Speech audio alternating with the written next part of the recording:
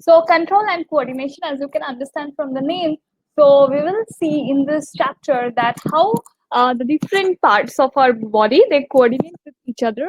Like for example, we get response from somewhere, then that acts as a stimuli to our body.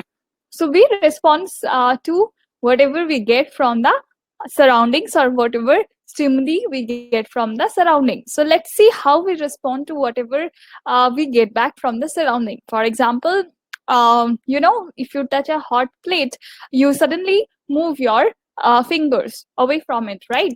So this coordination, how does this takes place? So what controls your hands? How the impulses or how the signals they flow through your body?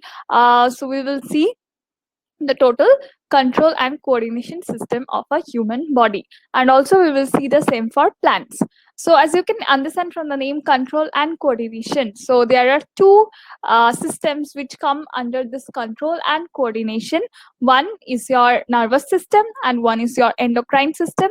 Under endocrine system we will see the different hormonal activities which take place inside our body, and under nervous system we will see our human brain and the different nerves which are associated with different parts of our body. So how the nerves they sense the different signals, they send those signals to the brain, and then depending on the signals created by the brain and the spinal cord which forms the central nervous system, the signals, the responses of the signals are again sent back to the places from where the signals are being generated.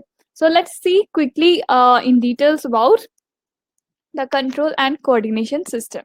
Okay, so these are written in shorts, that is a short note on control and coordination. So we will learn the terms from here and then we will go back in details and see what's happening.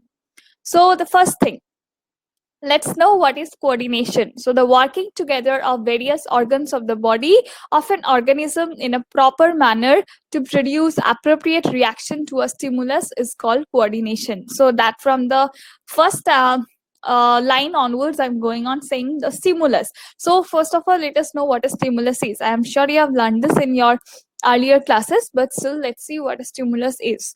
So the changes in the environment to which an organism respond and reacts is called the stimulus. So I told you that suppose you touch a hot plate, so the hot plate acts as a stimulus in this case. So stimulus is basically some environmental changes which the organism is facing and it responds to those environmental changes. That is your stimulus. Control and coordination in animals. So control and coordination in animals takes place by nervous system and endocrine system. As I told you, there are two systems which we will see in this control and coordination chapter. So first, let's come to the nervous system. So nervous system, how does it acts? So first is your stimulus, then is your receptor organ. So what is your receptor organ? Receptor organ is basically the organ which is receiving the stimulus from outside. Okay. So receptor organs are basically those organs like your eye or your hands, or like the hands means specifically your skin, right? So receptor organs are basically receiving the signal from the outside environment. Then there is sensory nerve. So sensory nerve, what will it do? Sensory nerve takes the signals from the receptor organ through the central nervous system. And I told you central nervous system consists of your brain or spinal cord. So the sensory nerves are the nerves which carry the information or the signals from the receptor organ to the brain or the spinal cord. Now, brain or spinal cord send back some signals which are known as your like this reflected back signals. So basically receptor organs receive the stimulus from outside.